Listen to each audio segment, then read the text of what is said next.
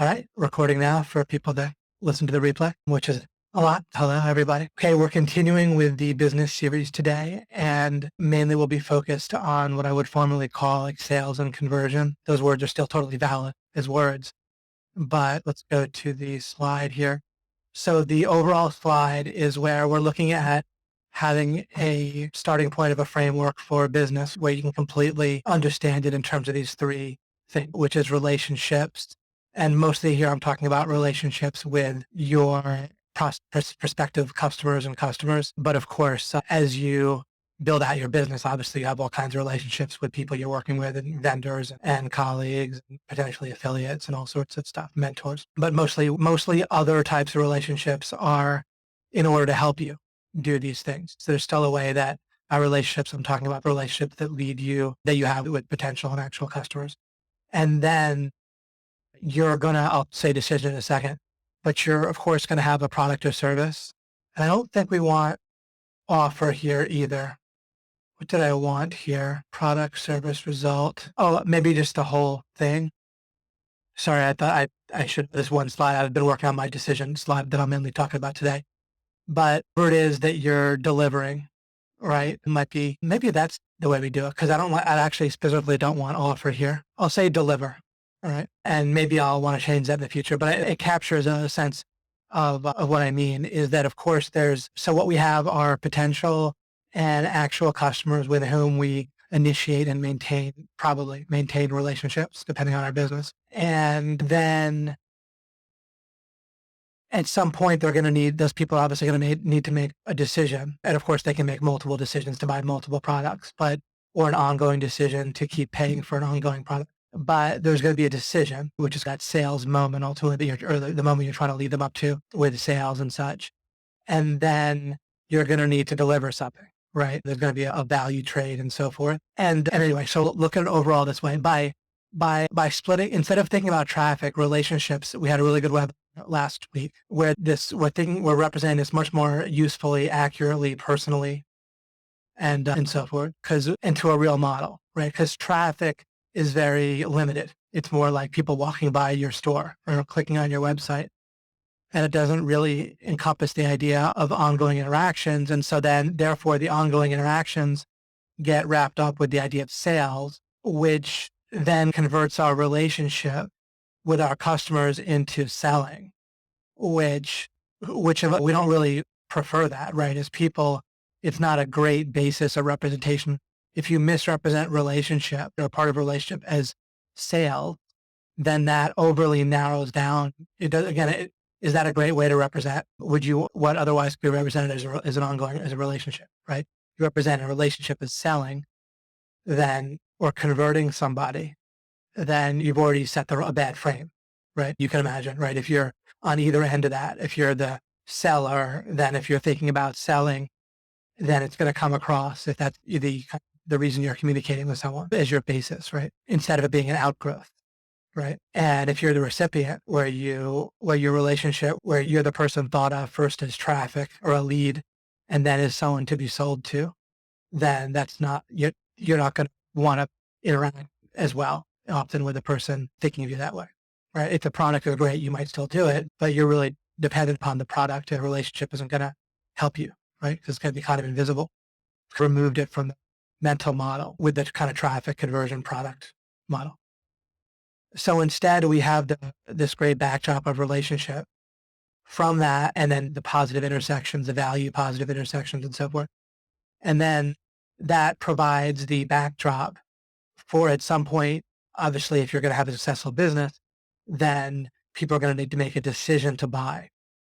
By representing it as a decision and not as sales or conversion, conversion is more, or sales, it's more of a surface way that it looks, but it doesn't help you as the person making a business represent things in a useful way for yourself, right? If you're like, okay, I need to sell, then the natural thoughts and actions that flow from that mindset are not as useful and as accurate as if you think in terms of that you're playing a role, presumably, either you're passive with regard to decision, or you're playing some role in prospective customers being actual customers.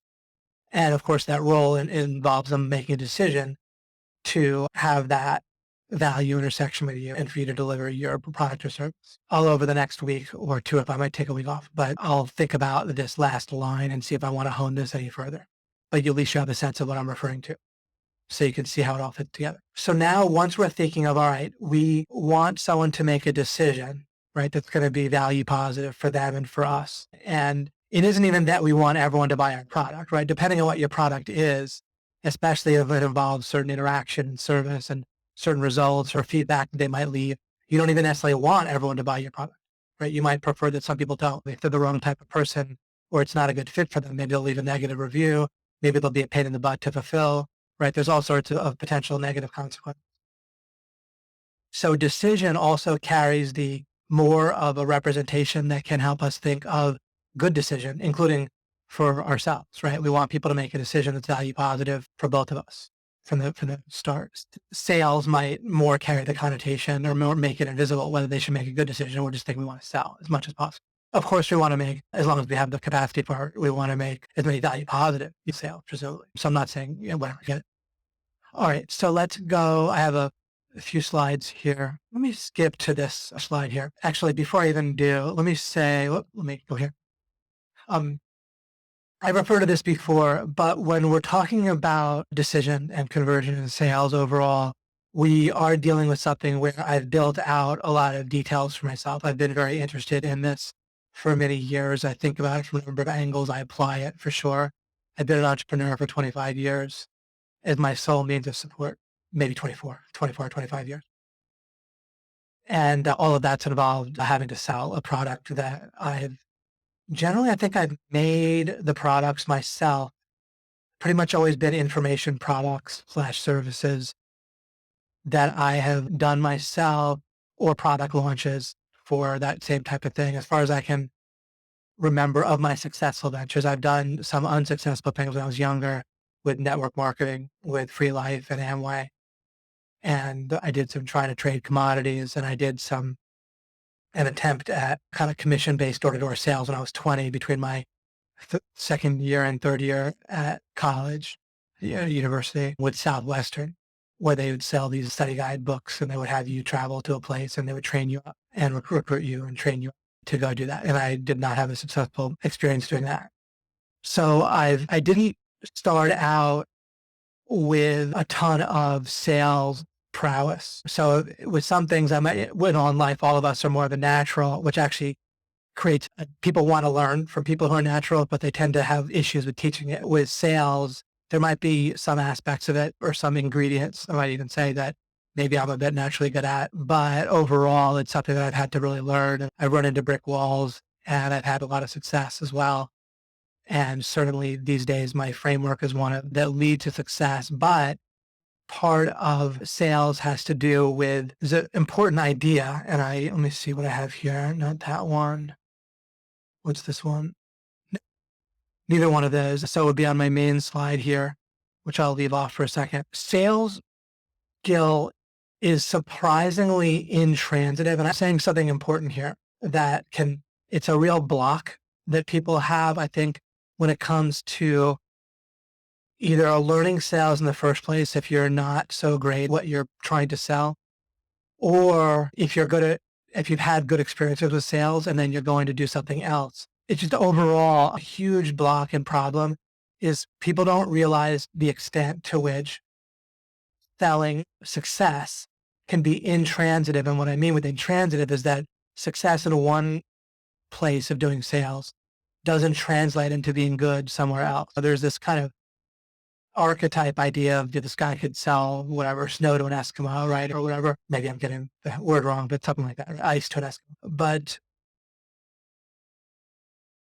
certainly there's people that are naturally good at sales in a certain sense, but even then sales itself, the reason why there's like sales and then marketing is a different word, is sales tends to mean a one-on-one interaction with someone where if they got the opportunity to keep talking to a person, they might sell them to people that are naturally certain about things, regardless whether they're right. They naturally have a certain amount of enthusiasm and energy. and also lack of kind of shame in a certain way. I don't mean that negatively or positively. There's a certain set of personality trait, right, that can help, right, where you come across as certain. Interestingly enough, and I've referred to this before, even not getting very much feedback from the other person, not being very empathetic can be helpful for a certain type of sales, and genuinely so. I don't mean that in a barbed way at all, right? Marketing is more of something you're doing on a website for the most part. Although if you make a sales video, then that would be more like taking advantage of a sales one-on-one type of thing, right? And you put it on your website.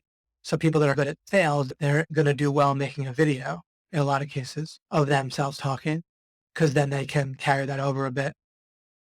Marketing, you're more talking to a group, but in either case, you take someone who has been good at certain places in sales and think that they'll be good in every case or other instances, and they often won't. But then now certain people have a sense that you do need to get the culture of the people you're talking to. So if they're smart, like good copywriters that write copy, they'll certainly stress research, right?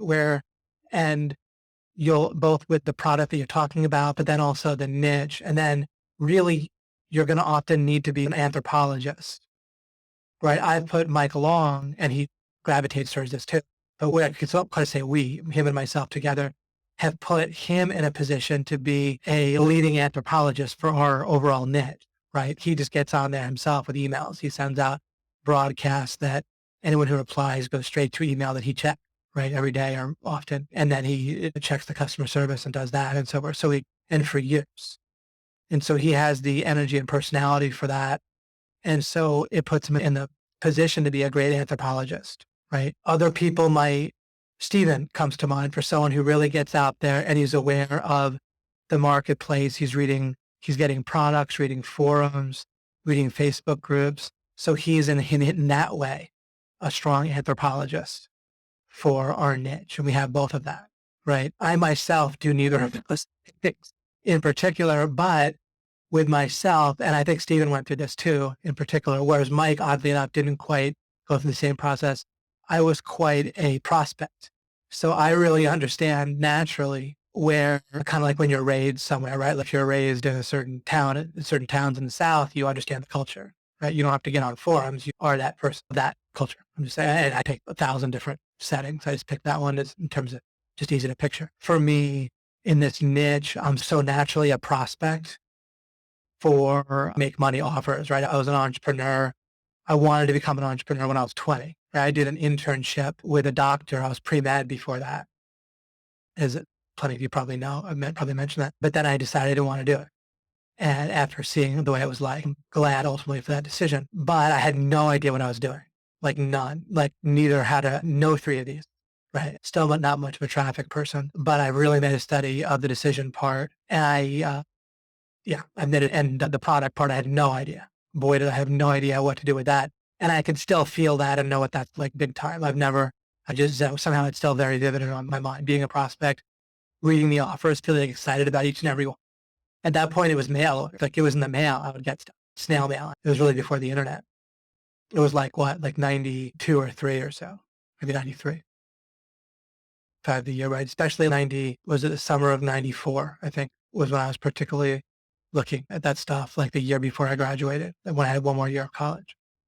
And I remember the excitement. I remember looking back, it's hilarious, right? The things that would look interesting. The one thing I did a mailing for it with a friend of mine. One of my first experiences trying to do a business making money, and I made zero, but we did a snail mailer. We did 1,000 of them. We ordered a list, right, of names and addresses for like people interested in make money offers. And it was this thing where we bought this kind of program from someone. And the idea was that it was basically like a chain letter, right, in essence, but it was like a course on how to make money that basically, and it touted like, yeah, it even comes with a product, and the product was like itself, basically, where it like describes how to do the mailer for it and gives the thing that they would get and like the product that would be teaching how to do the exact same thing, basically. And you basically had to write a sales letter for it. And they didn't quite give you a sales letter much for it. It was a sales letter you originally got, and then I guess you write it in your own words. And I didn't really know what I was doing. And we did 1,000 mailers, and I remember thinking how, oh, it's so exciting. Like it would have gone out, taken about 2 days to arrive. And on the fifth day would be the day when all the orders and money would start arriving at my mailbox. And that didn't really happen.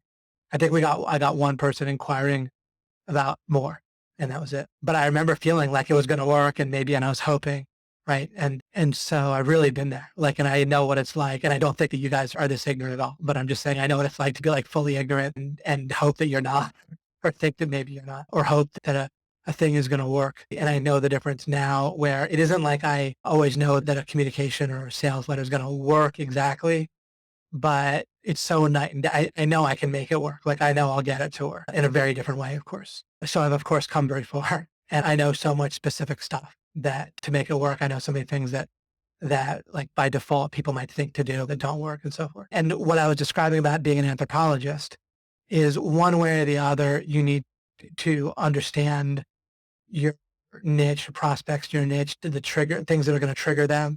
Another mental picture you can have is, it doesn't matter if you're a man or a woman. Just imagine you're like a 50-year-old guy and you were good in your 20s at dating and getting women to like you. And you have a son who's now 20. And if you are trying to tell him how to do it, a lot of your details might be wrong, right? Like these days, like the market's changed in a certain way, but there would be certain things that would be right and certain things that would be wrong. We could call them framework or not. I'll talk more about the idea of framework probably in the future, but there's certain meta things, concepts you would have that would be right still, that'd be relevant. But it would have to be applied to today's environment, today's market, so to speak, though, especially with the internet and smartphones in particular might have changed a lot about how people interact and so forth.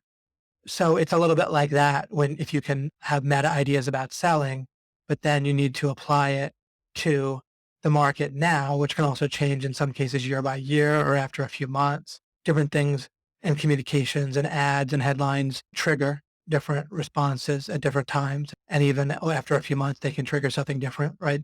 The same line can trigger, oh, I've seen that a million times in September, whereas 3 months previously, it might have been like, oh, wow. And it stands out. Okay, let's go on to at least the slide, but I just wanted to introduce things that way. So I'm going to say some things to get you thinking about what causes people to make decisions in terms of sales. Some of these words will be familiar. Some of these things I've talked about before. Some of this, it will be new in ways that I haven't put it, and it'll all kind of work together. And I'm revisiting all of this kind of in terms of this framework. And I find it particularly helpful to tease apart the decision or helping someone to make a decision to buy your product as separate from the ongoing relationship that you have with that person. Okay, now in the lost art of closing that I talked about in Dimensionality 4, I believe it was, then, and I had that wrong, but I think it was 4, with the 10 commitments that you want to get from people as you sell them.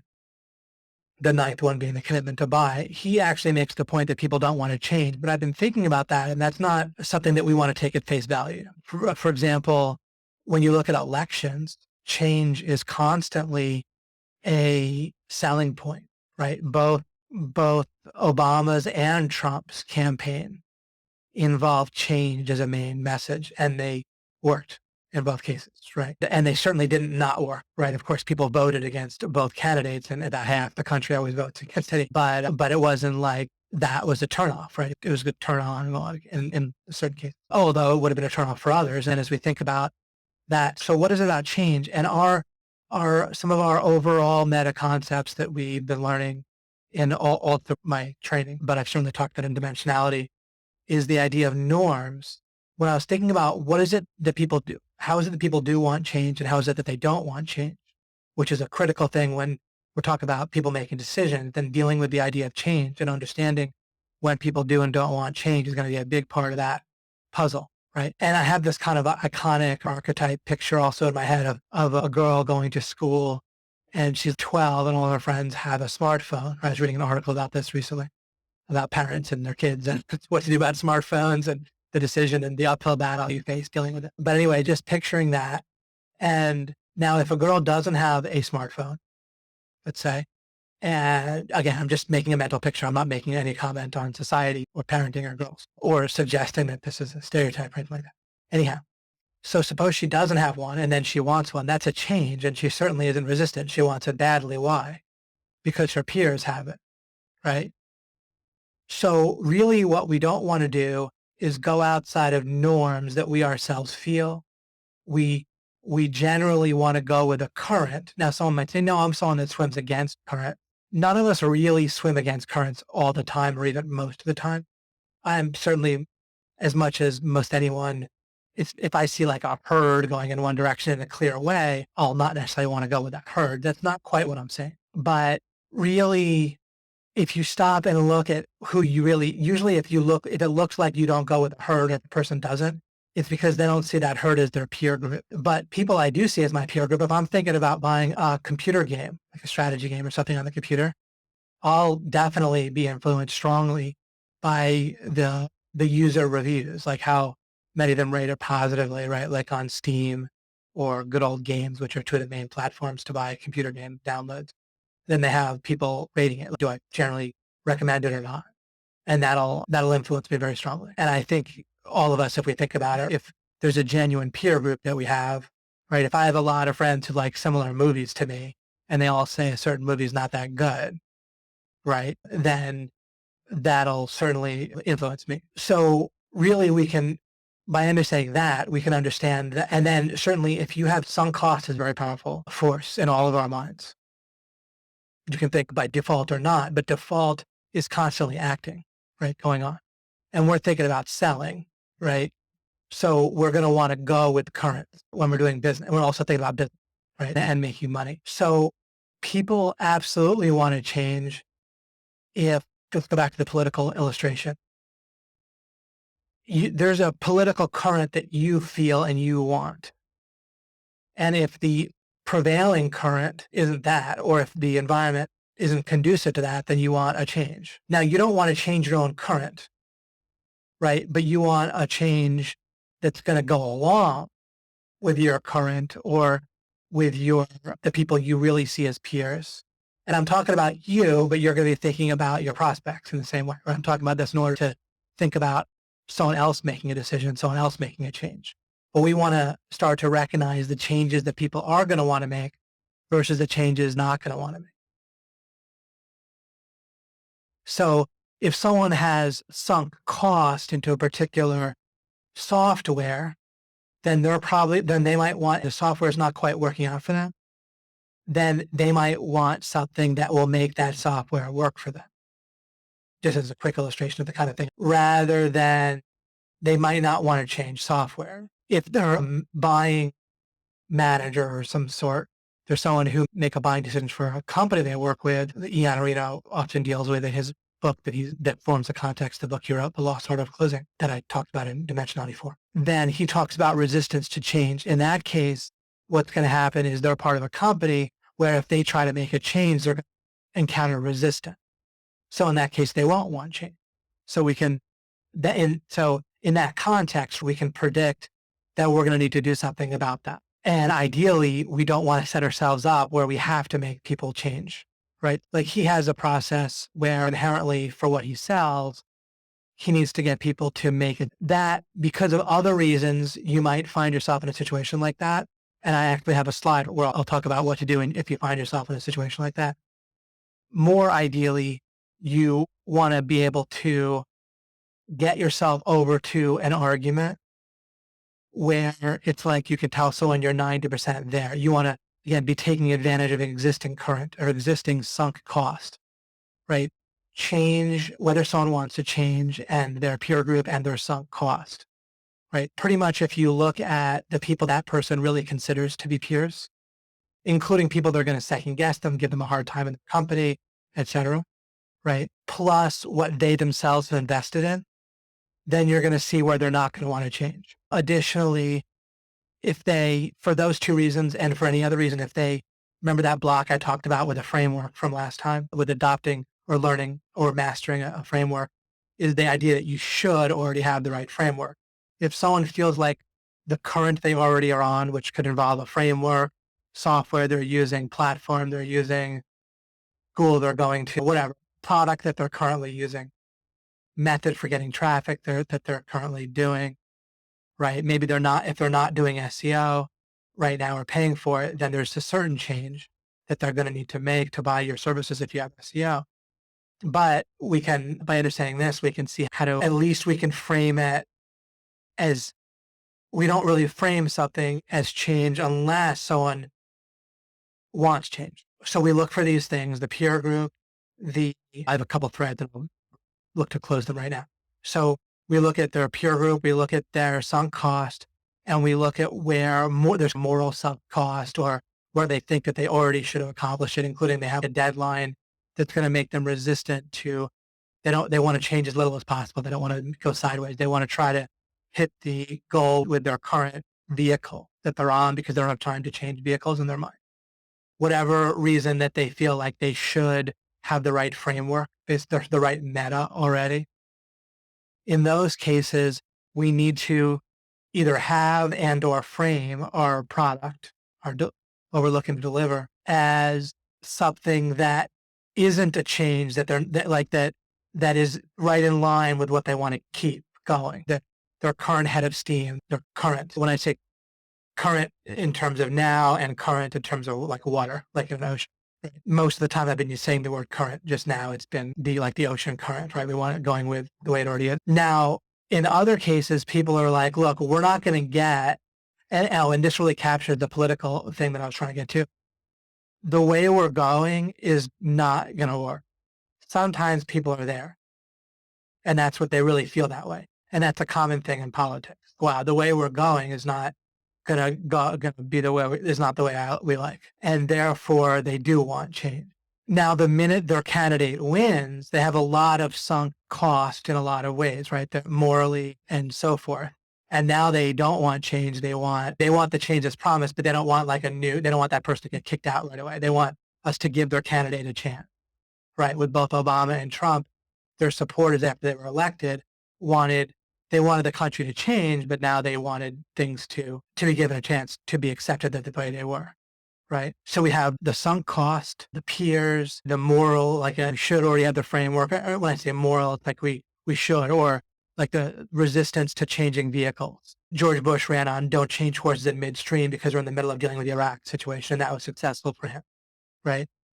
I'm not making any political commentary at all right now. I'm making like marketing commentary. Right. The more that we have a sensitivity to looking for how people do want to change and not painting with a broad brush, right?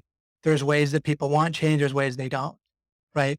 Like someone who has to hit a deadline, but they can't switch vehicles, but they feel like they might not make it in the vehicle they're in, wants a change within the vehicle, right? They want an adjustment to the vehicle that's going to give them a chance to get over the finish line by the deadline. And a lot of this can be done in the framing. So for example, if someone needs leads, but SEO would be a change, then first of all, one of the things you could do is start with them.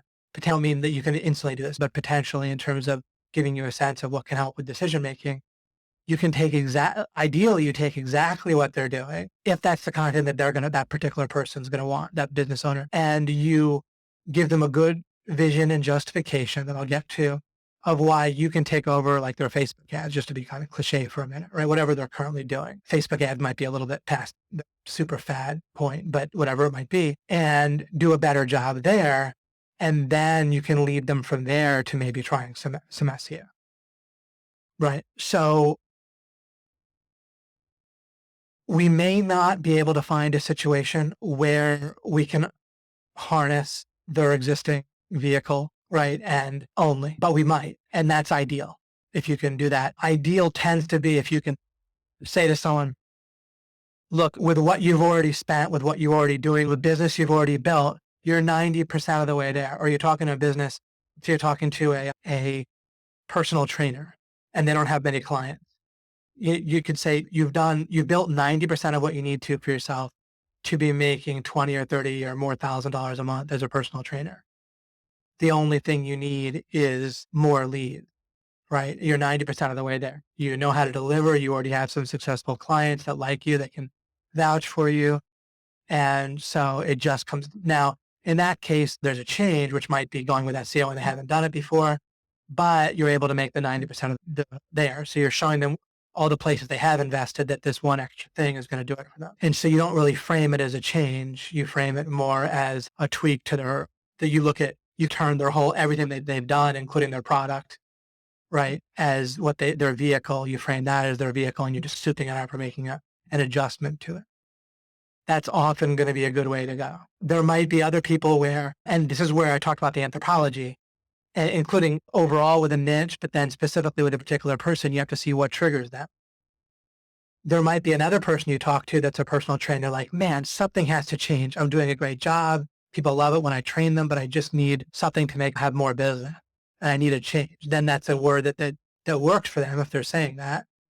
And so you say, I can still make the 90% of the way their argument, right? I'd say, yeah, you're right. You've been, and the funny thing is you could say everything you built is perfect. You built like 90% of what you need to be very successful and basically wealthy as a personal trainer. And there's pretty much only one change you need to make. And let me show you. Okay. I didn't talk about the people want things yet. That's its own little idea, actually. But hopefully that, or I think certainly if you take it seriously, that discussion about change can really help you because you want to see how it is that change needs to be used in your favor or framed so it's not change, or framed so it is, depending on the person and what they're thinking. Or you frame it as a little change, right? But a little but critical change, right? Like the one tweak that can really make a 10 times difference, right? In their income. And then the specific words you use might be different for individual people depending on what seems to trigger them. And the way you're going to figure that out is listening, right? Tell you which words and might juice them to what they're looking for. And you obviously reflect those back. I wrote apply change to framework change versus 90% there. Overall, I think I've given you the message I want to give you, which is you want to start to be sensitive to where people are not going to want to feel like they're making a change and to where they're going to feel like they are. You want to be looking for are they feel like the vehicle they're in is not going to get them there? Then you talk about changing the vehicle. And it can be the same exact product, but you frame it in terms of changing the vehicle, right? Or they want the vehicle they're in to work and they just wish you could tweak it. And maybe they want the change to be done, but they want you to do it. They don't want to hear about it.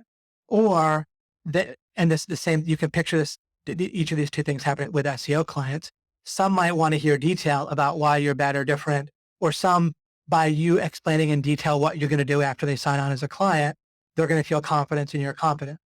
With other people you talk to, they're going to not want to hear details. They're going to want to hear that you have a process that you're pretty much take care of it and they just need to do this and this and you take care of the rest.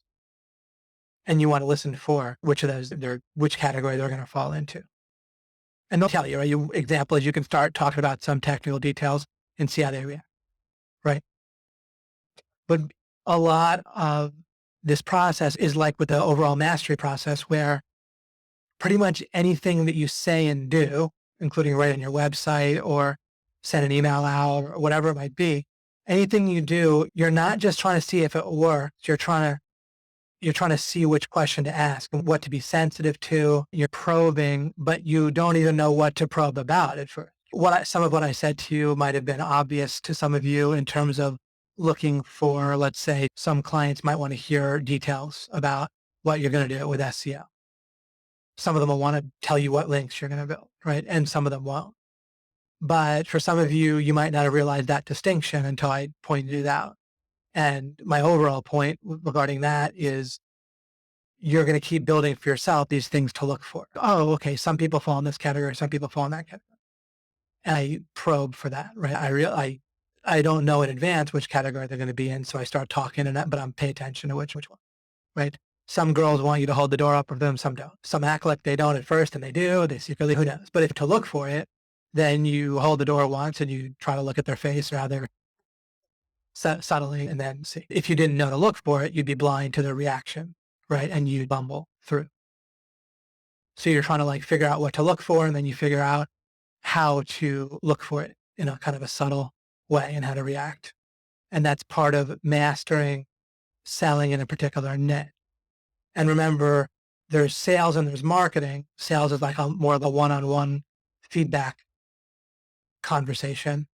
And marketing, you're learning more about a group and what's going to work overall with a group. And it's not really going to be a lot of one-on-one feedback. Both of them fall under the decision situation. Both of them involve the same sort of meta concepts. but you a little bit turn a group into a person with marketing while at the same time getting to know individual people and talking to the level of individual people. All right. So much about decision making has to do with thinking about change and how people deal with it. Right. Now, there's also something to do with clarity, with what is it that gets people not just change, what makes people make decisions, right? And then what makes people want things. One of the mistakes that's easy to make when doing this the process here, selling, right? I don't have a good way to put that yet, but when leading someone to a decision, that it's very easy to, strangely enough, this might seem like people wouldn't make this mistake, but I guarantee you people do, and we probably all will at some point, is to skip over whether people really want, especially in an integrated way, right? Want in a way that they feel it in a non-conflicted way or with very little conflict before we start to launch into justification, right? And when I said people want things, the keyword here is actually, their want is one keyword, but things is another one.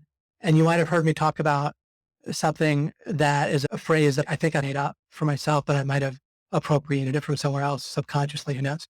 And other people might have come up with it in parallel and without either of us hearing from the other.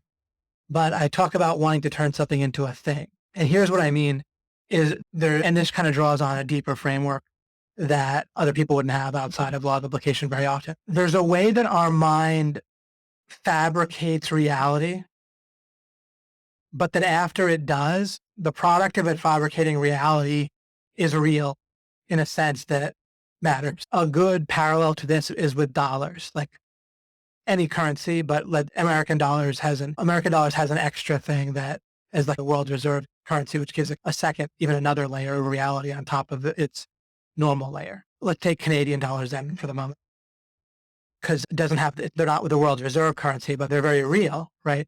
Sometimes people will try to make the point, especially when they're trying to sell gold or probably these days with Bitcoin, who knows? I haven't heard it, but I wouldn't be surprised if the argument doesn't pop up that like dollars, and even in this case, Canadian dollars, let's say, they're not really real. They're not really based on anything real.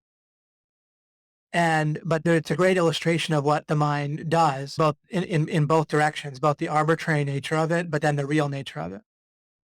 And what I'm talking about now is going to really help you with sales, decision, whatever.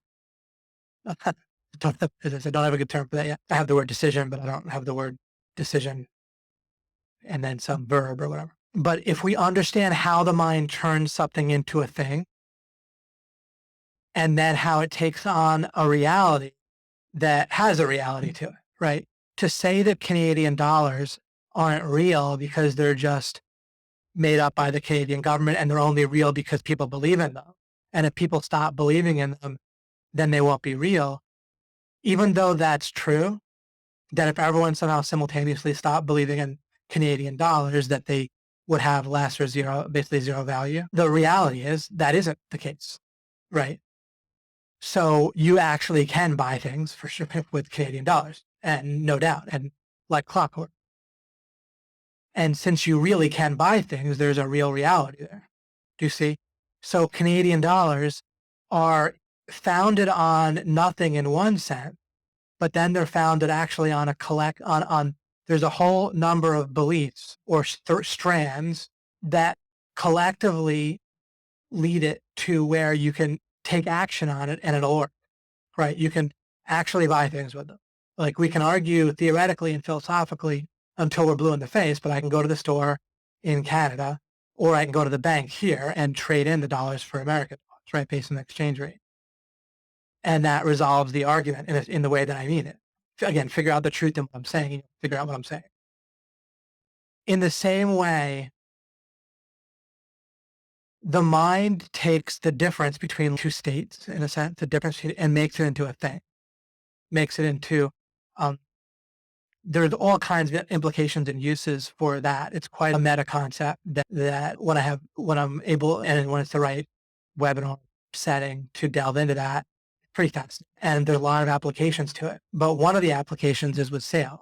And I use this in practice. It's not just a theory I have. Right? All this stuff I'm talking about with sales is not something I made up to sound interesting, but stuff that I do. I have taken time to think about how to explain it to you over the course of this week and over the course of years.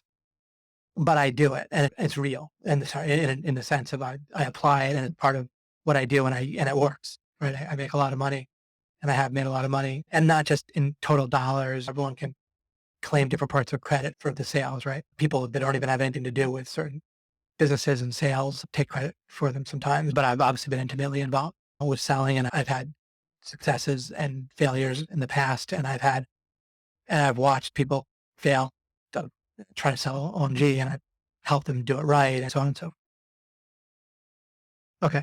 Anyway, this isn't theory. This is stuff I do, but I'm working on explaining it to you. And this is most easy this applies to all sales and decision. I'll just use the word sales for now, but we're talking about helping someone make a decision when I say sales. Whenever you succeed in making something into a thing, and with these new digital currencies, it's really probably a perfect illustration. I'm only vaguely aware of how they work, but pretty clearly what companies are doing. Apparently there's thousands now where there are at least digital currencies.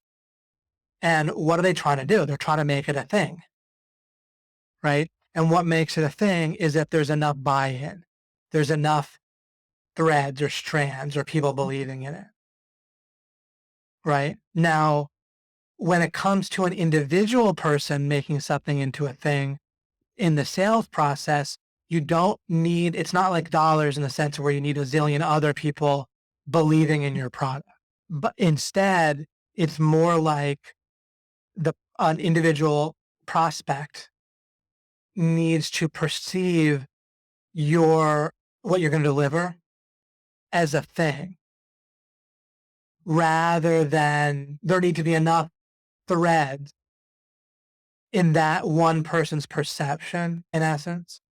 It's not that there have to be a lot of threads overall from a zillion different people. It's not nearly as hard as like making a currency into a thing. But the principle is the same, which is why I use it as an illustration.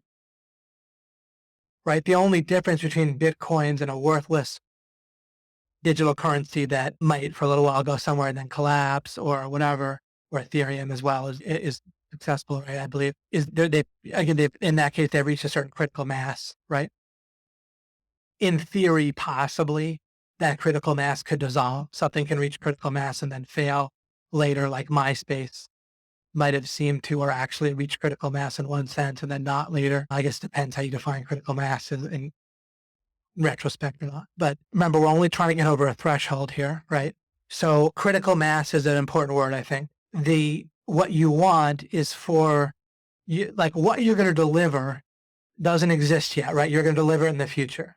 There might be a physical product that's sitting in your basement or sitting in a drop shipping place or an Amazon fulfillment center or something.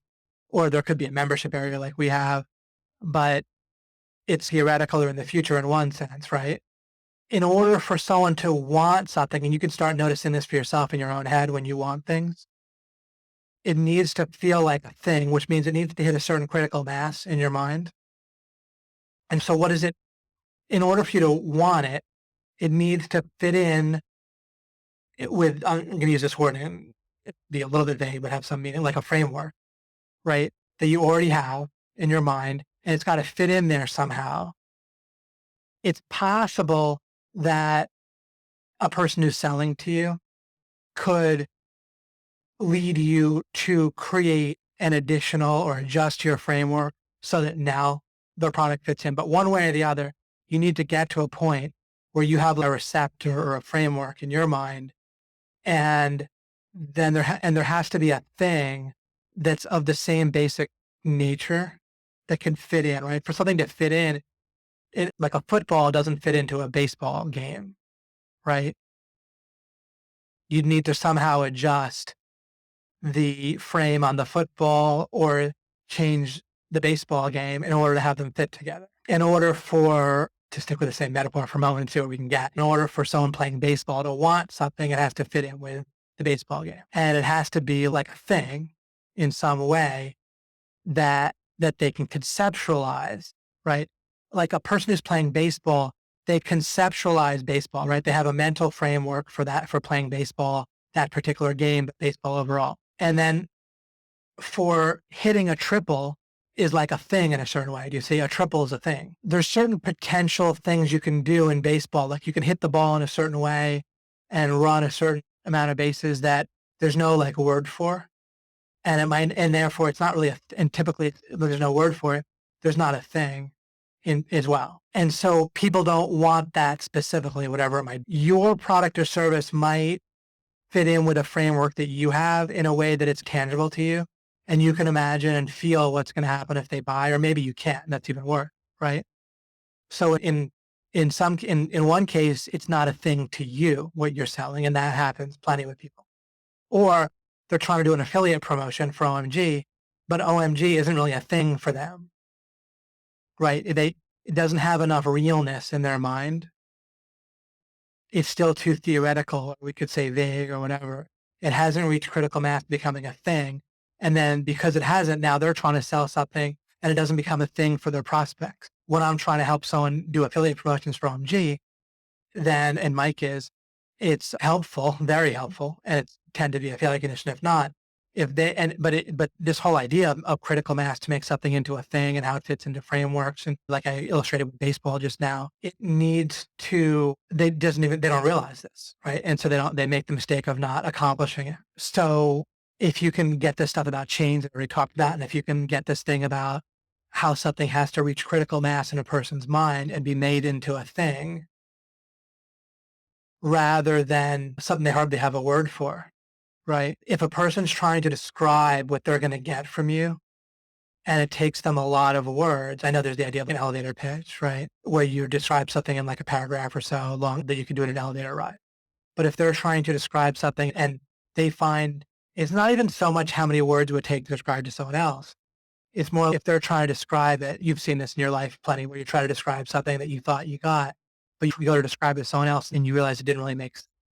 Right. You realize that there's just a few keywords and the person that you're talking to is excited and there's this aspect of it and that aspect, and you can like describe features, but they don't fit together. They haven't reached critical mass in your mind once you go to check it into a thing that you really want or that you can communicate to somebody else. Right. Sometimes when people are giving sales training, they'll say something like, you sell the sizzle, not the steak, meaning that people don't want a steak. They want that picture, the mental picture of the steak sizzling, right? This specifically what the real correct truth is there is that, and this is a related concept that'll help me to build this, everything I'm trying to show you here, is now I'm going to talk about the word trigger, which it's written down here, but I want to explain it to help talk about things and so forth and wanting. Really, in some cases, you can sell steak and not the sizzle. It depends on what triggers your prospect, which might be a one-on-one thing. Like in sales, it might be an overall group and what's going to trigger plenty of people in the group you're selling to. With marketing, where you're selling to a group, you often want to make sure you hit the most important triggers and then try to work in other triggers as well. Like a politician, right? You want to make sure you hit certain points that are important to the most people that are going to vote or cause the most voters to decide to vote for you. But then you want to try to pick up as many other marbles, as Koru puts it, or hit other things. In one-on-one, you more have it in your mind an inventory of potential triggers that you accumulate through experience and looking for it. And then you're trying to probe and see what is going to trigger that particular person you're talking to, right? So again, you have a library in your mind that you built up of potential things that are going to trigger someone that you might be talking to in a one-on-one situation versus again in marketing where you're developing an overall idea of what triggers people in your niche.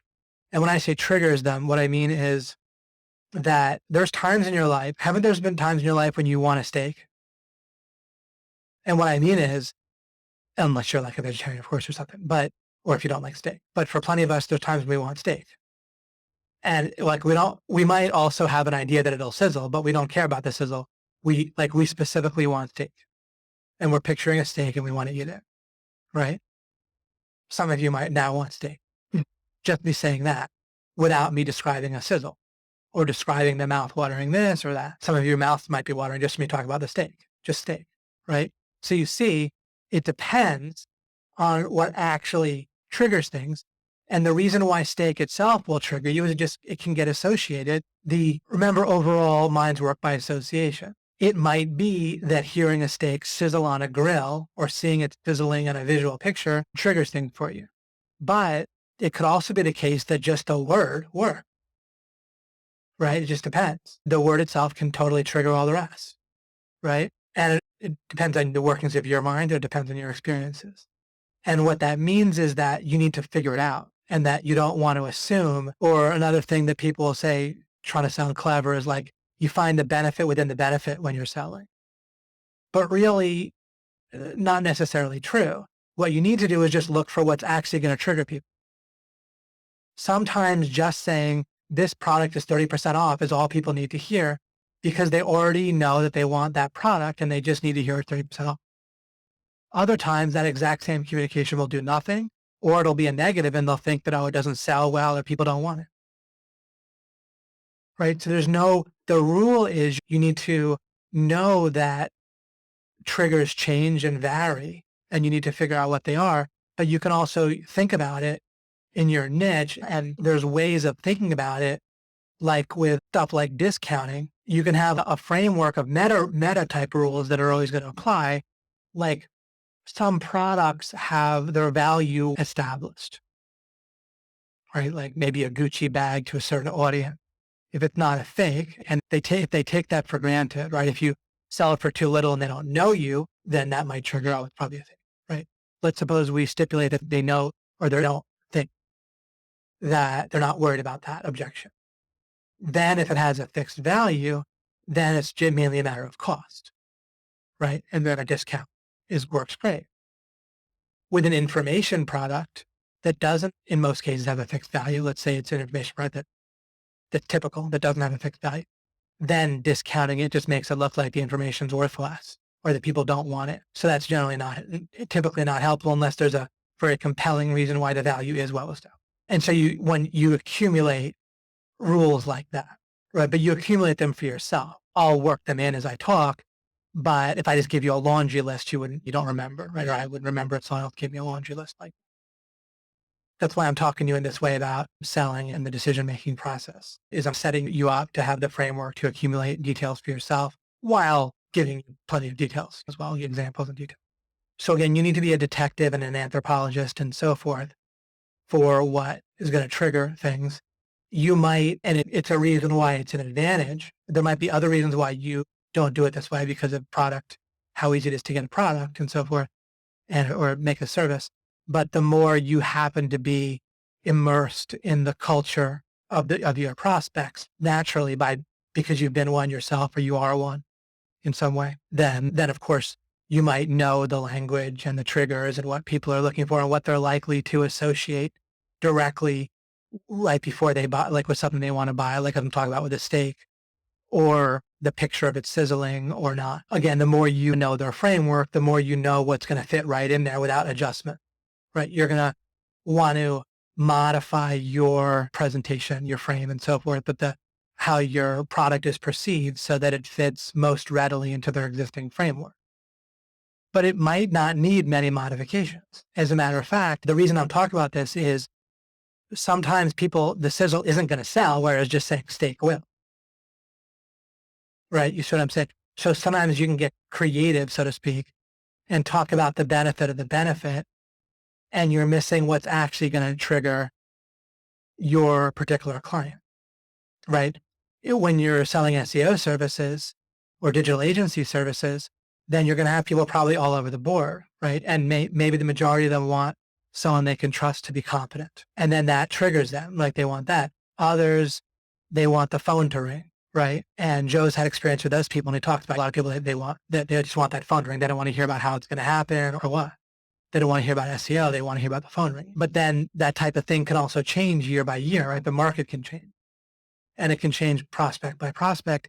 And what you want to do to help them make that decision is the more of an overall menu in your own head. I'm sorry, not different than a menu of services, but list in your own head of types of things that can trigger people and different categories of things that they're looking for that's going to make you better and better.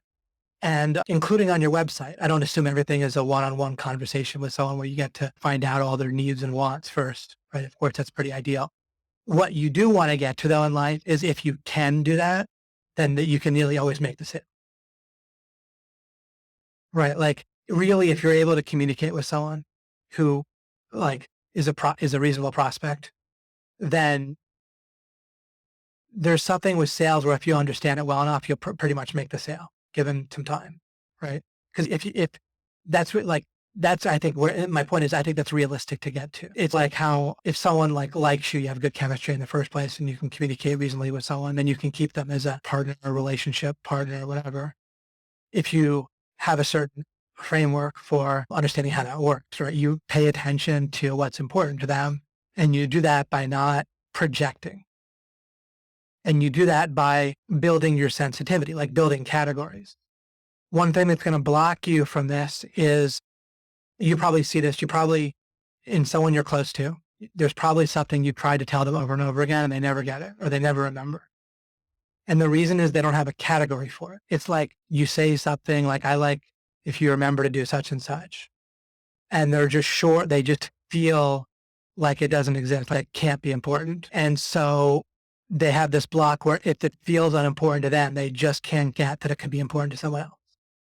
And that's like the natural state of things generally for people is if for a lot of stuff, we feel like something might be important, but you have a category of things that you feel like there's no way it could be important. And that's what I'm talking.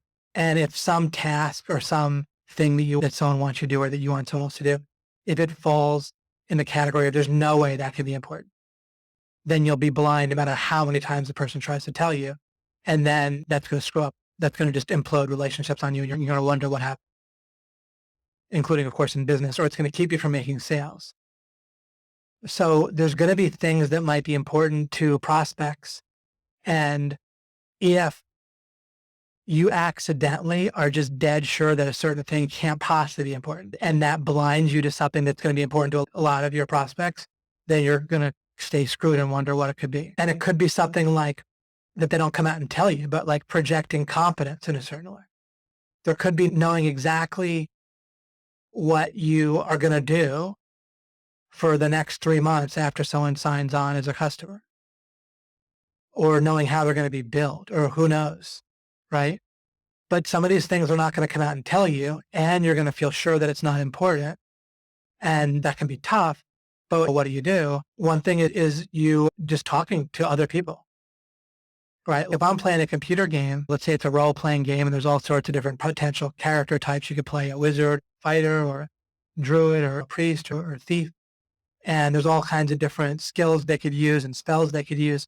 And there's just things that I just might think never to try because there's so many possibilities. And then, or even you try them, but you have to try them out for hours or they don't come up till late game. And so you'd have to play a whole game through with all kinds of different possible strategies and you just might not have time. Right. But a community, someone will often figure it out. And they'll act like it's the most obvious thing in the world. And they might even treat you for a good idiot if you let on that you didn't realize. But the thing is that there can be no substitute sometimes at all for something like this could be the only thing stopping you. You could understand all the meta stuff in the world, except for what I'm saying right now, where I'm giving you a meta concept that is. But there just might be things you're not realizing that are critically important when it comes to selling in your niche. And you never would have guessed and no one would come out and tell you, and they might not realize themselves, but it's keeping them from deciding and saying yes to you. And unless you get in a community and just hear what works for different people enough time, you're not going to spot it. And you could hear from 3 different people that are making $50,000 a month with SEO consulting, and not one of them realizes they're just all happen to be doing something, right? And they don't realize to tell you, and you're not doing it right. And they take it for granted and you still don't learn. And then some person who's making $3,000 a month happens to tell you, like just by luck or realization or something, they tell you that the thing that you're missing, and you just don't know. And so you got to keep at it. And one of your tools is to listen to other people who are doing the same type of selling. You see how you could just miss something like that, and it could block you. You don't know what it is, and you could otherwise know like all kinds of stuff about selling.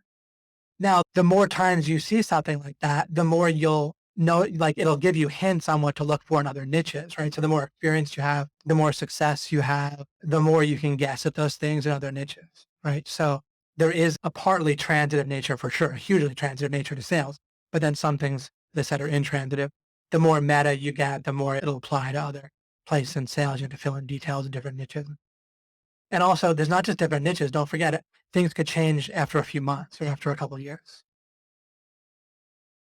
or in different regions with the same niche, right? You could move cities or you could be in your own city and you could be trying to expand to places where they're not quite local to you or they're local, but it's no longer like easy to meet somebody like in person.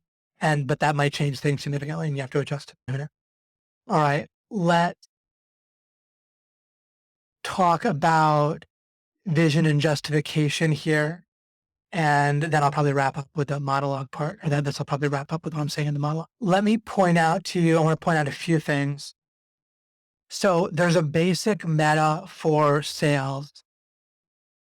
And again, when I say sales, I'm referring to this decision thing. There's a basic meta called problem, agitate, solve, right? That's just a basic that's out there that I learned, didn't develop or anything. And the idea there is you talk about in order to sell, like on a sales letter, or perhaps probably in person too. You talk about a problem, right, that someone's having. You agitate by talking about how the problem is even worse, or just getting them immersed in the problem is another way to put it. Not necessarily the problem is worse than it seems, but you just get them immersed in the problem by saying, yeah, and that can affect you here, and it can lead to this problem, this other problem, and it can cost you this, right?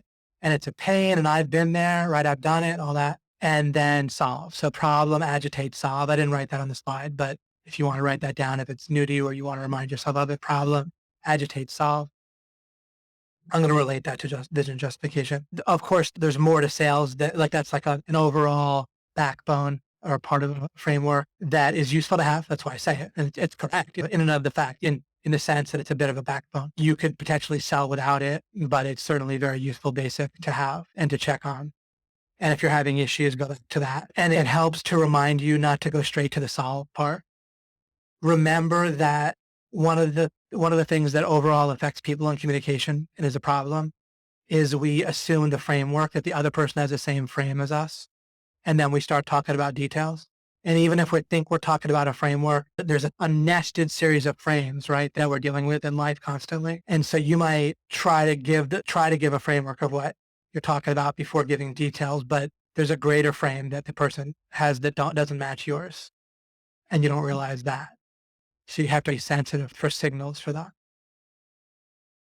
But anyhow, what we'll do is we'll go into how we have such a great, right? It's an easy mistake to make that this basic best practice of problem, agitate, solve reminds us not to do. It's so easy to take for granted that people are well aware of the problem. Because even if people are intellectually aware or they feel the problem at one point, to make a decision, you tend to need a buy-in from your full focus right now, from a good amount of your focus right now. You can't just agree to something intellectually a little bit, right? So for someone to make a decision, like it's particularly helpful if they're immersed in the problem before you give them the solution. Giving them a solution to a problem that they affirm intellectually is a problem, but they're not currently feeling it or immersed in it is not going to lead to a decision likely, right? Of course. So you're trying to get them currently immersed.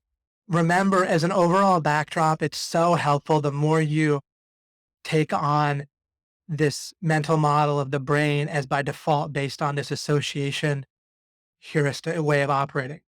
And the associations, when you think of them as neurological, what happens is they light up or they're electrically stimulated and it's a cascade. But what happens, you stimulate the next thing, but the only thing that's lit up is like the thing that like just lit up and the next thing, and then the next thing lights up and this thing is already fading. So it's a very nearness-based associative process where the neurons, so to speak, to be a little metaphorical, that are taken into account are the ones that like just lit up. But if something lit up 5 steps ago, it might no longer be taken into account, like literally electrically. Like I don't know if you can picture, but hopefully you can, the electric nature of neuron impulses where there's like this charge that builds up and it's carried on as an impulse, which actually causes neurotransmitters to be released, which basically there's a chemical synapse, but then it relies on an electrical charge carrying over, and then it has to create a new charge. Each neuron adds to a charge, and then it dissipates really quickly too. So if you don't have to really get the biology of it very much it's just to feel this concept of nearness is such a big deal, and impulses that went off like previously are no longer really very powerful. Now that I'm explaining this, I should probably explain a little bit something importantly relevant. All right. You know how I've talked about it, you've experienced when you learn something, I talk about how if you're first hearing something new, like a bunch of new details, it's stored like electrically, which is like temporarily in your brain. And then as you go to sleep, it gets organically, the neuronal connections themselves get built in a way, like I just gave you the electrical picture where things dissipate really quickly and so they don't get stored very well. Like it's only like what the mind is like currently thinking about that is relevant to the decision making. There's another piece of the puzzle or part of the picture that's critical that only gets half the picture. That's why now that I described it, I'm going to describe the other half. First, I'm giving this parallel to learning. So that's true when it comes to learning, where you forget details pretty quickly when you hear them for the first time. And it's like short-term memory, right? We all know. And things don't stay in there very long. But then what happens when you sleep, that was the whole picture. Then we would just forget everything and we wouldn't really remember anything, but that's not how life is. We remember lots of stuff. But what happens is things do get solidified in a biological way where there's more neurons will get built between certain connections and more glial cells, which is like the nutritional cells, means glue, but it's like nutritional cells. So between the dendritic connections of the actual like neurons will grow more connections, and then there'll be more nutrients to it. And it doesn't matter if I'm giving you the full or perfectly accurate scientific picture. It's enough of a picture to give you the practical. The only reason I describe any science at all is to give you a practical model, which is that's more permanent, right? It's still malleable over time, but it's way more permanent than an electrical impulse. And that's more like a framework that's more permanent versus these kind of transient details. But then when you have a permanent framework, the details themselves grow on top of the framework and then become part of the framework. Do you see? As you grow the glial cells and the biological connections, the neurons themselves grow more like dendrites, more the neuron itself grows. And then the cells that give nutrients and help with the firing, the electrical impulses make them easier. It's like a thicker pathway. Tony Robbins, in a good way, helpful way, uses the metaphor of if there's a cut through path on grass and then more and more people use it, it'll of course form like a well-worn path that more people will see and travel. And it's a little bit like that with your mind. And that's what forms habits and boxes of thinking and everything there's a more solid, it's fluid ultimately, just like that path. If you put signs around it to keep people from walking on it, and if they happen to work, or if you rope it off and you plant new grass seed, then you could maybe grow the grass back. And same way with habits, over the course of 30 days or however long, you can regrow different habits. But the very fact that it takes effort and time, it's malleable, but it's malleable. There's something real there that's not just a quick transient impulse, an electrical impulse or whatever. So similarly, with the people that you're trying to help make a decision, there are things that are, and that people might call them by observation more like core beliefs. It's not even that they're core beliefs or not. They're just biologically encoded into the person at this point with glial cells and dendrites versus electrical impulses. There's that you're dealing with, and you're dealing with the reality of electrical impulses. You also know that your current mood or it matters, right? If the glial cells, if the biological, more permanent framework was all that mattered, your mood wouldn't matter, but it certainly does, right? So the transient mindset matters a lot, right? There's plenty of stuff and it also involves triggers. It might be easy to light something up but it's not lit up, right? So there's things where it can be easy to get you to do, right? If someone just gets excited around you and starts talking about it, you're like, yeah, I want to do that. And then there's things where someone can get excited and start talking about it around you and it doesn't make you want to do it. So there's the reality, and having this model, I think, will really help you like sell and help you see decision making for yourself and other people and even motivate yourself and everything. So there's the biological reality, which is somewhat malleable, but not in the moment. There's whether it's lit up and turned on, however, but there's some things that are easy to light up. There's some things that you're never going to light up. And there's some things where you change the framing. Let's say it's about you want to get your friend to go canoeing and they don't have a biological setup in their mind where you say canoeing and they want to do it. There's two ways to go about it. And the one way, if it's possible, is the main way to do things and quick and easy. Then there's a separate thing that has to do with how to help people make decisions that whether they really need to make real changes in the framework. But what you want to do is find something you want to keep making associations and building from the idea of canoeing to be cliche and simple. If somehow there might be, or there are going to be, or there's even a possibility of hot chicks dressed in bikinis, right? Then that might work for someone rather than the canoeing. For other people, canoeing, bam, they want to go canoeing. They know they want to do it, and that's that. For others, it might be far-fetched about the hot chicks and bikinis, and so I don't believe you. And belief is another block that you have to deal with, right? Helpfully, I just talked myself out of the justification part. Problem agitates all. I gave you the background. I gave you the model where there's neurons lighting, there's what you're lighting up, right? Now, what you're stimulating electrically. And then there's whether it's there or not. And there's also different things can be stimulated electrically, right? A person's going to have all kinds of different stuff biologically encoded in their head. A lot of it can be conflicting or lead to conflict or just lead to different decisions depending on which is lit up at the time, right? And so a big part of your decision making, the sales process is getting the right stuff lit up if it's there in the first place, right? And not the wrong stuff. Of course, we also call that the right frame, but now you have an additional mental model for it where you a little bit picture neurons being there biologically and like pathways being, but also, so whether they're there to light up in the first place, is it like a biological issue or a more permanent issue? Whether they're lit up is an issue of currently what you're talking about. And just because they were lit up 5 minutes ago, they might not be lit up now.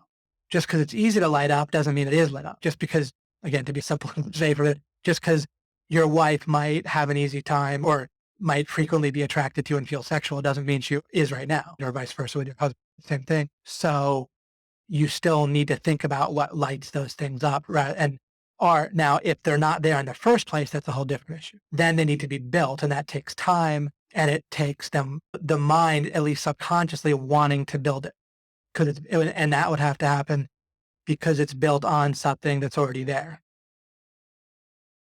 With the canoeing thing, maybe someone could build the neuron to make them want to go canoeing over time if they like exercising and being in the water. I know you're not in the water canoeing, but you're close. Or they like water sports, or they just like exercise, or they want to exercise and get outdoors more. And then you get them to do one thing, and then you get them to do another thing closer to canoeing, and then another thing. And then over time, and then if they do canoeing and they like it, and then you do it more, or you associate it with things that they also like, and then they like it, they develop an association to it. That would be the way that you would build it for somebody, right? But now you have the model for whether it's there or not, how it gets built, how it's triggered, how it's electrically stimulated right now, how if it isn't, you got to figure out what is going to stimulate it, right? Because there's also triggers that stop stimulated, right? And like something lit up in the first place. Someone might have a whole thing about canoeing, or but they might not call it canoeing. Maybe they learned it in their native language, and you need to figure out what that is, right? So something could be triggered if you find the right combination of words and pictures to get there. With other people, there's nothing there to trigger.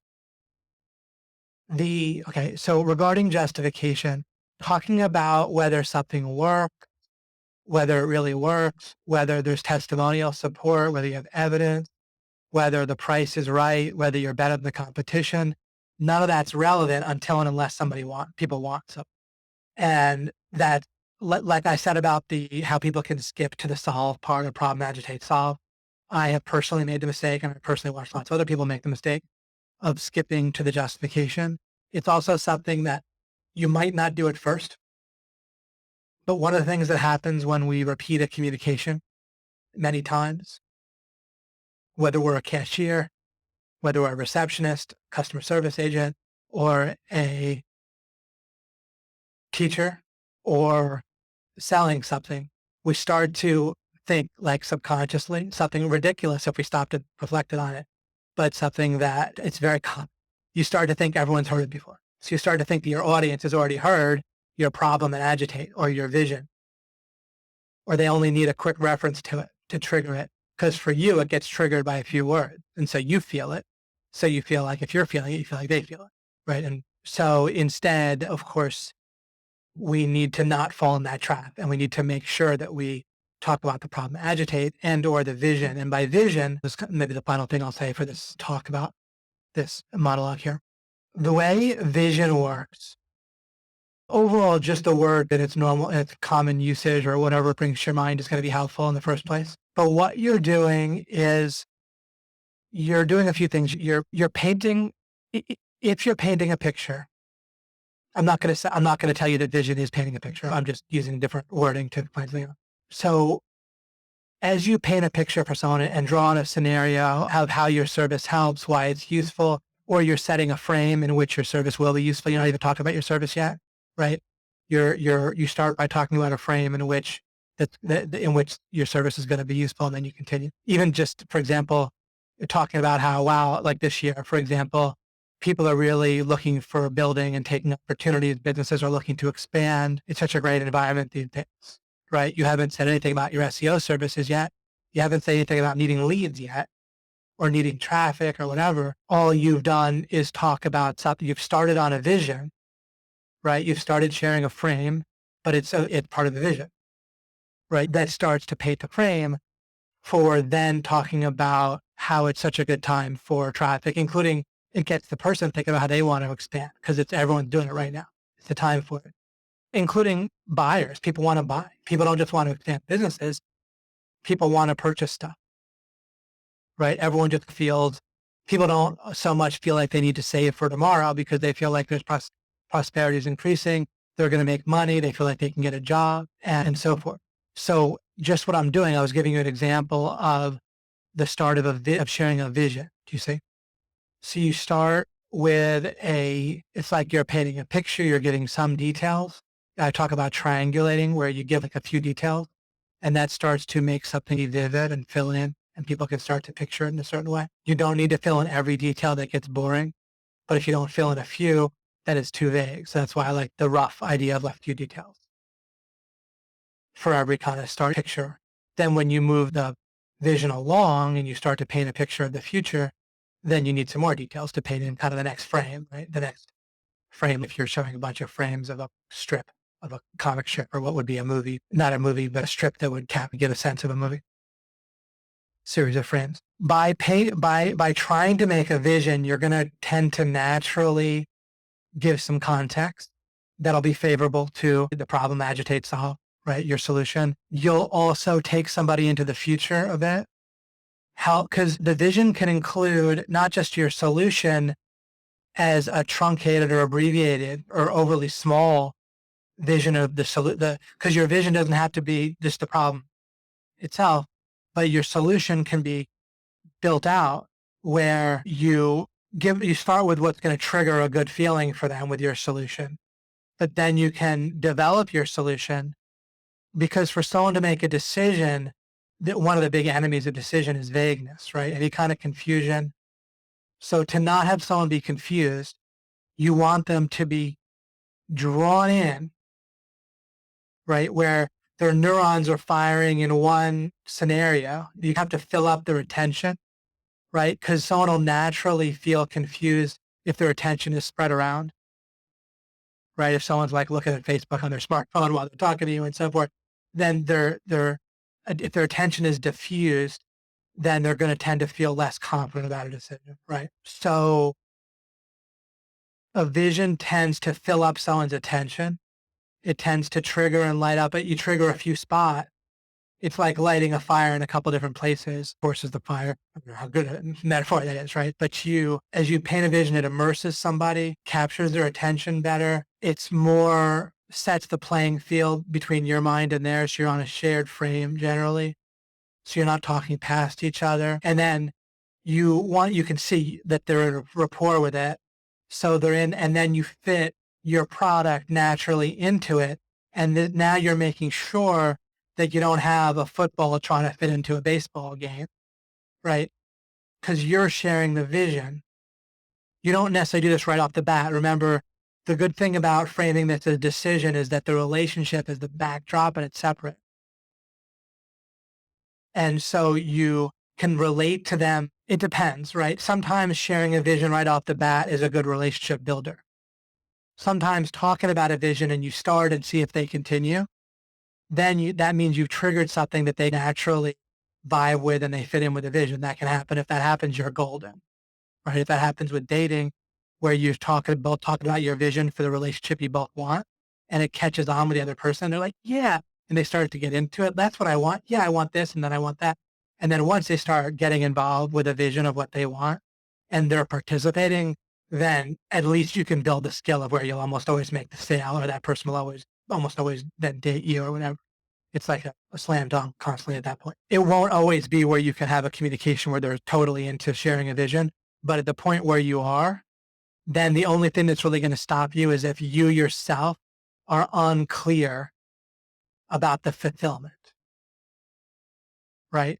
Man, maybe fulfillment is going to be a good word for delivery. I don't know, or unsure about the delivery. So you can definitely have a meeting with a prospective business partner, prospective client where they're excited and you're excited, but then it ultimately falls apart. But look at it. The only reason that's going to happen is if you lacked clarity about the thing. It's because you guys got excited about something vague. But if you're clear about the delivery, then it's going to work pretty much. It's hard for me to think of times when it doesn't work for me. Hasn't worked for me in that cases like but if you're unclear about the delivery, I could think of plenty of times where two people got excited, but there was vagueness. And so it ended up falling. They thought they were excited, but then there was nothing. There wasn't the substance there to make it happen. So the decision is going to involve clarity. It'll involve immersion or integration, right? If someone's fragmented, the decision's a problem. Part of integration, sometimes if there's other people involved, if you're in that situation, you need to get them involved. Because it's the same thing if someone's attention or mind is fragmented versus if there's a few people that have to make the decision and only one of them there in the room with you or listening, watching your sales letter or whatever, you got to get them all somehow integrated. But see, by just having this word vision, you're going to naturally do a lot of things right. And if you're clear on the delivery, that'll be part of the justification and the clarity of the vision, right? But inherently, you can put the word clarity into the vision. You do not need to be over clear. Remember, too many details just gets boring and it slows things down and it's unnecessary. But you need enough to get clarity. Notice that too many details can actually mess up clarity, right? If you're getting clear about what you want in a potential mate, then you want to get the details right. If you have too much vagueness, it's not helpful for your goal setting and goal achievement in your mind and your motivation and all that. But if you get overly detailed in things that don't matter to you, then again, that actually clutters things. So it's like like a bell curve or something like that, roughly. I don't know if it's a bell curve in terms of standard deviation, but it's whatever you call the overall shape of goes up and then comes down. Parabola or whatever. I don't know. So there's a high point of clarity past which you actually lose clarity if you have too many details. Then once there's a vision that they're excited about, then you just need enough justification. Justification should be at the point where the person wants to believe that they want justification, and then you're ready with the justification. Most of the justification that you need is for you yourself to have clarity, which leads to confidence. You should have clarity about what you're going to do in the future in terms of delivery and fulfillment and all that, and that you can do it and so forth. You don't need to talk about all that. You just need to have it and it'll come across. And then you pick and choose, you triangulate in on the justification, right? Like a few details of testimonials, what you're going to do afterward, why you're different, special, excellent. Now, there's a couple of things here I'll mention in closing that are important, but the important things don't check out mentally. And this comes along with justification too. You can create your own objections. You want to be minimal with justification. You start to come up with too many reasons, and then you have to watch something in specific. I wrote here whether versus which. So what I'm talking about here is one of the things you're going to develop a sensitivity to is sometimes people are deciding whether or not, and let's use SEO as an example, whether or not they want to buy SEO services. And other times they're thinking which person to get because they already want SEO service. So sometimes people already want, so in my niche with like general make money offers, right? Or an OMG's niche, let's say, then there's people that already know that they want some form of coaching or make money kind of program. And then it's a question of which one. And when you're marketing, you have to either hit both of those types of people that are trying to think whether they want something and versus people that are comparing which people on a bunch of mailing lists, hear a bunch of offers and so forth, right? In some industries, there's kind of people that are all of the above for some window of time, right? There's women who are looking for dating advice, who might buy every product under a certain price, right? Every info product, maybe. I'm just trying to come up with an example of what I mean. Some people, you make money niche, they'll buy everything at least under a certain price or for as long as they have money for it. And I'm not criticizing that. It's not wrong. I'm just saying there's people fall in these categories. Here's some important stuff. If someone is trying to decide which, then you want to do the best job you can, trying not to open up the question for them of whether they should, and vice versa. So you don't want to start bringing up justifications if you can help it. When I say when you can help it, because if you're marketing, if you're doing website conversion or something, then you can't talk to someone one-on-one, so you don't know exactly what they're thinking. But once you are aware of this issue, then you can at least deal with it with your eyes open, right? Is you have to watch it with justifying yourself, and you can create your own objections. You can bring stuff up that wasn't on their mind, and so watch it. And that's another reason why at least you want to be somewhat minimalistic with justification. One of the things you do, for example, with a website, is you can give people an opportunity to buy, and then don't bring up some other bonus stacking things or other reasons or other justifications until later, right? So you give your vision, your pitch, and so forth. You give some reasons why they should go with you, right? You're well priced, it's good value, you have testimonials, you've been doing this for a certain amount of time, or explain to them what you're going to do afterwards. But whatever it is, don't think that the more you say, the better. You want to try to give them a chance to buy, because then the people that addresses their justification can buy, and they won't have to read on and maybe be taken out of the sale by bringing up things that had thought of before, or bring up things that confuse them and put them into a state of indecision again and so forth. Watch out for that when you're justifying. You do want to justify. You need to do it. You need to wait until doing it until after they want it. And then you do it in a minimal fashion. For you yourself, you have enough justification that you're certain, but you don't bring it all and vomit it all out, either in print or in new talking. When I write, find the combination for the lock and how to discover the combination, look for the tumbler clicking, not the result. I'll just want to note this for you. The reason why the combination lock of categories and stuff is helpful, and I've talked about in the past when you're talking about selling, is that you can't just try something and see if it sells. Because if there's a number of categories or tumblers, like numbers you have to click off in the combination lock, the lock doesn't open from one thing, but a tumbler will click into place. And so if you're ideally, you can hear the tumbler clicking into place. And in sales with some things, you can see that it's working, where the person perks up more, they vibe more, they seem more in rapport with you or whatever.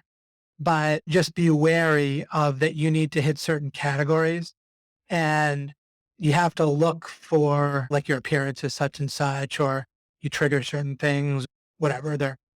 You have to find something that they're interested in, that they want, and then work your product into that frame and so forth. But you can't just go by whether you're making sales or not. You have to be trying to look for, am I getting my categories right, and finding more things that you need to get right in order to make the sale. And once you look at it with that model, I think you can apply it. It's a meta model or an illustration or metaphor, but I think the metaphor itself will work pretty well for you just having it. And of course, sometimes the combination doesn't exist if they're just not a prospect. It's going to be good value. Okay, I will leave it at that. It's been about 2 hours anyway, almost. So I'll leave it at that with this. Hopefully this opened you up to a number of concepts that are going to be relevant for sales in general. It's tough when you're teaching about sales. Like, I don't want to give you a laundry list that you're going to forget the next day. That sounds interesting, but you're going to forget. There's a way that I organize this to help you build a framework overall. Not though where it's all meta, like with details help build a framework too, but trying to open you up and give you things to look for. And also, these aren't picked at random. These are important things that have impact, that focusing on these is not just giving you more stuff to do, right? I picked this stuff because you're going to get a lot of bang per buck. I gave you things you'll have to work on and think about in your niche or but it's not just, I'm not just throwing stuff on that, oh, this might be helpful. This is the stuff. Here's an important thing to summarize with. This is the stuff that I consider important when it comes to sales, conversion, helping people make decisions. So it's not just like stuff I do that I do 100 things and I just picked a few things to list for you. Again, this is stuff that I've found is importantly impactful to pay attention to. So I pay attention to this stuff. I develop it in various niches. If I have a new sales task I have to do, this is the stuff that I use in my head to figure things out and get things right and probe and work on. So the real lesson here is, in my experience and in my theory, which I do a lot of working on this and reflecting, and I have an overall meta framework for the mind and how it works. I have found that what I'm talking about here is important.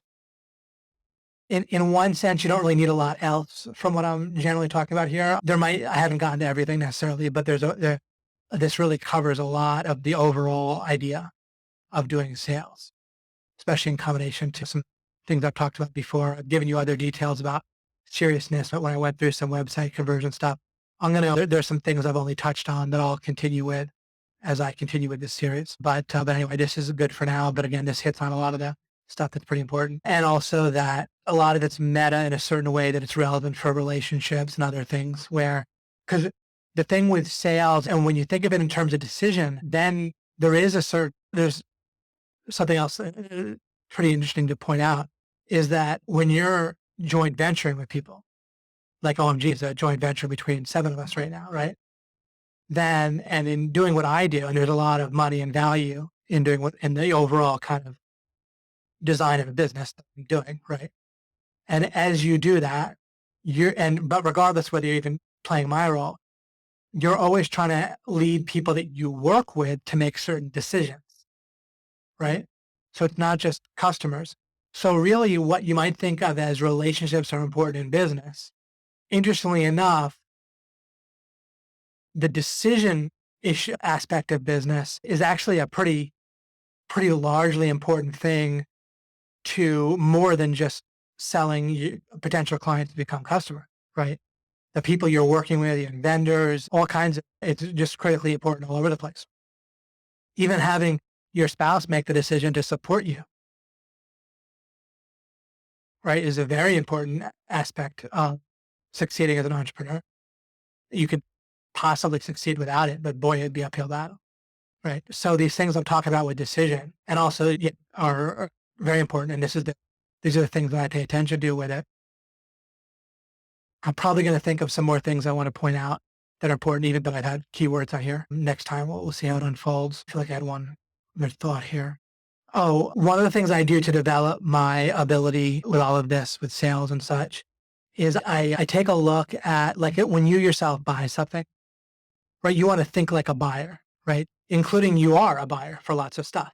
And so when you buy stuff, you may already do this, but let me remind you to do it and encourage you to do it more. And one way to encourage your own self, your own mind to do it more is you write it down, write a little bit, write down a question about it and stuff. But when you buy, some of the questions you can ask are not just why did I buy that? You can ask that, but ask what could have been a little bit different where I wouldn't have bought it. What pricing could have been different? What framing might have been different where I would not have bought? So that's a great question to stimulate some of the categories that are important when you're buying. And some of the things that put you over the edge, right? If you bought it, but you were like a little bit reluctant, what additional thing would have made you feel even more confident and more certain to buy what you're buying, or you would have bought it quicker? Also, you could ask what things, and I really do ask these questions sometimes of myself about buying decisions. And of course, not every time I buy something, but I think about them partly because I'm fascinated. Like it's one of my big interests in life is this topic.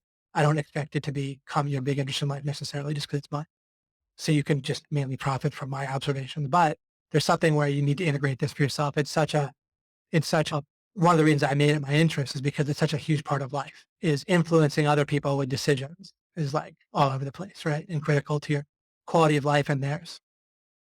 Of course, you want to be able to make good stuff, understand value so that you're leading people to good decisions rather than bad ones that goes along with it. But you can also think when you buy something, what could have been worse about the offer and I still would have bought, right? So what you're trying to do is look for little differences in different directions, right? What little difference would have made me not buy? What things could have been worse, but I still would have bought? But it would have been worse, but it didn't actually affect my buying decision. And that's useful because it helps to distinguish between things that are nice to have in your product or in your sales pitch and things that are really buying decision that really matter to the actual buying decision and things that don't. You can start to become a little bit of a detective or become interested that way if you so choose.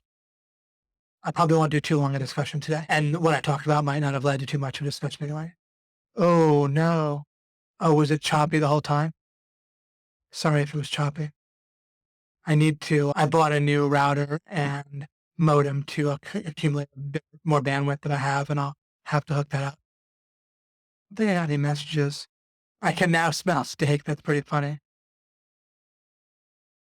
The sound got better over time, perfectly clear for me the whole time. Okay, great. So it was there, but I judged it under the threshold where I need to log in to the web. Okay, got it. Okay. Yeah, I'm not sure if it was like what that was, but I'll have another modem hooked up just in case it was that. I never got a message. So anyway, not much we can do about that. One thing I can do is I'll check out the recording on GoToWebinar and I'll process the recording on my computer. And that probably almost certainly wouldn't have choppiness, the one that gets recorded, not on mine, but on my own computer.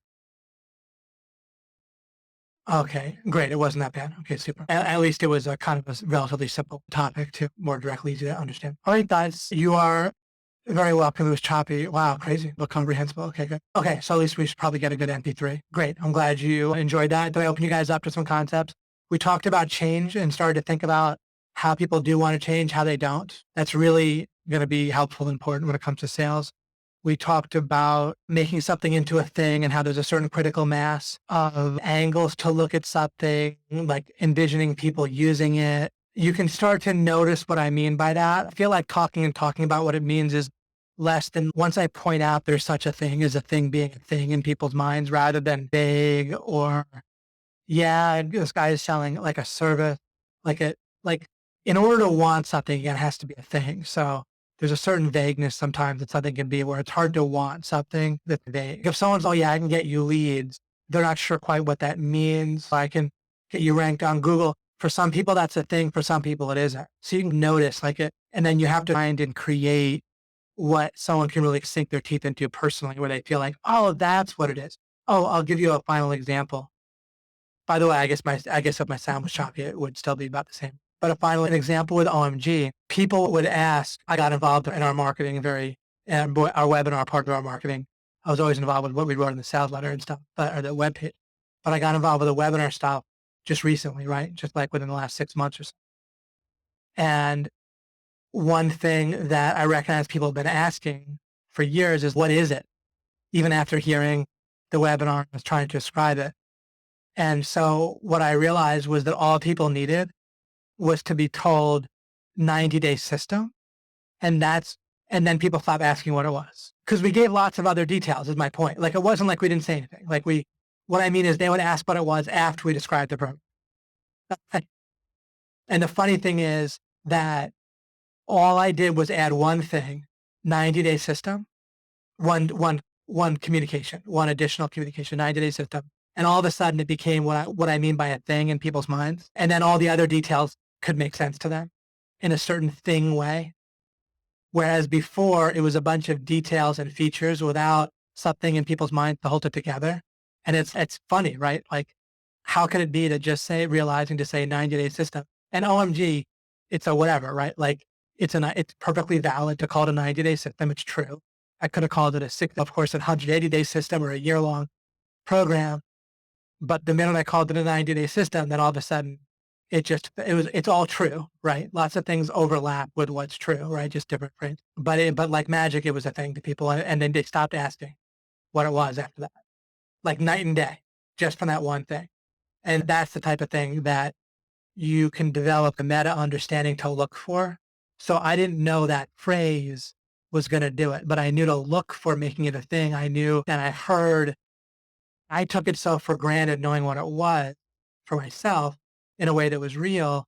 But finally I was able to hear once I got involved with the web for myself and I paid attention to that objection question and I alleviated it properly. Oh, cool. And Fletch like really lived it and saw it too. It was like this night and day thing just to call it a 90-day system. Oh, and I called my shot in advance with that. And this is what I mean about understanding conversion. I realized my problem and I said, here's how to solve it. And I said, before we did it, I said, this is going to make night and day difference for people. And they're going to stop asking what it is. And I was right. It was bizarre. And so again, it's not like I caught it in advance, but once I listened, once I got in there myself and was doing it, that my overall understanding of conversion and what to look for.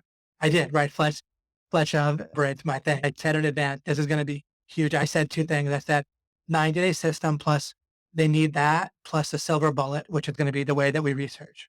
We do our own original research. We don't just, most courses are just gurus networking and stuff. But the way Greg researches and Fletch and Stephen, it's really massive. So you combine those two things and they got it at that point. And then the rest, there's still lots of communication that's necessary around that. But the same communication otherwise, when we add that, it was a huge difference. So that further gives a sense. If people, what you'll know to look for regarding things being a thing is can start to see the difference in how people react. Again, they'll look confused and they'll ask things like, what is it?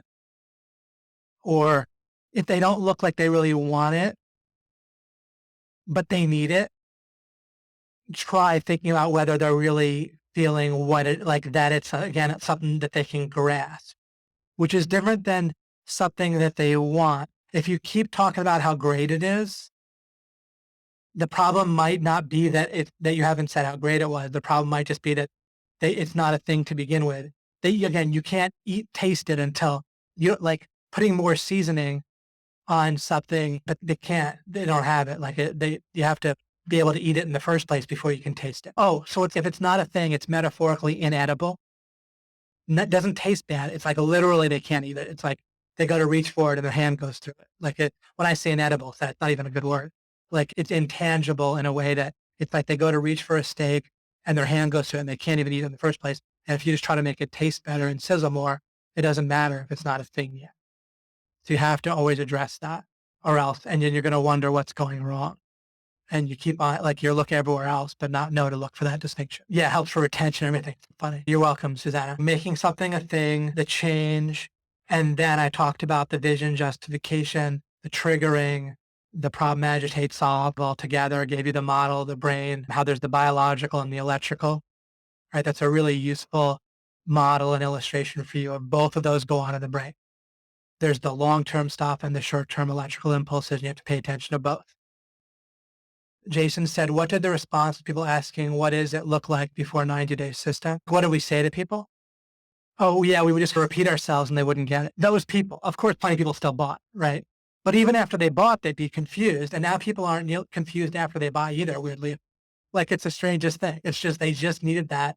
And it's the funniest thing because it's like this, it's like hit in front of your face to say something like, Mike Long says, oh, you think my face looks different too? Mike is really getting results. Everyone's telling me he looks different and so forth. He's lost like 10 or 15 pounds.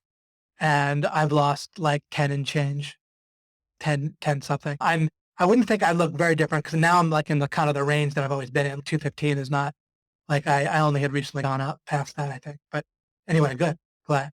17, good heavens. Jealous. Anyhow, awesome guy. Thank you once again for being here and participating. And I didn't allow too much for participating. Oh, whether versus which. I'm glad you like that, Suleiman, exactly. And just the overall sensitivity to be careful not to create your own objections, but knowing what I mean by that. And remember, I talked about how there's just things you're not going to spot in your own niche because it's just you're not going to spot everything. And so, communicating with other people that are selling and succeeding, and they don't have to be succeeding big time. Like I gave that illustration, right? You can hear from 3 people making a killing, and they might not realize to talk about, or even that what they're doing sometimes that you're missing. And then another person might just happen to stumble across. And it's just, at some point, it's just kind of luck where to hear and find what you're missing. Of course, time, you create your own luck over time by doing it more, getting in there more, probing more, and listening more to other people. But you should obviously luck combined with when there's luck, that means if you keep at it, you'll get it. You off at a ham in the water when you're kayaking. That's funny from before. Okay, super guys. I appreciate you all, and I will see you probably next week. I'll let you know if not the next week. You're working on selling a house. Everything's so relevant. Wonderful. Yeah. Typically, when I'm talking about something, if you have a thing that you're currently doing that you're applying it to, then you'll get all kinds of brain gasms, right? While I'm talking to open you up. So you're very welcome.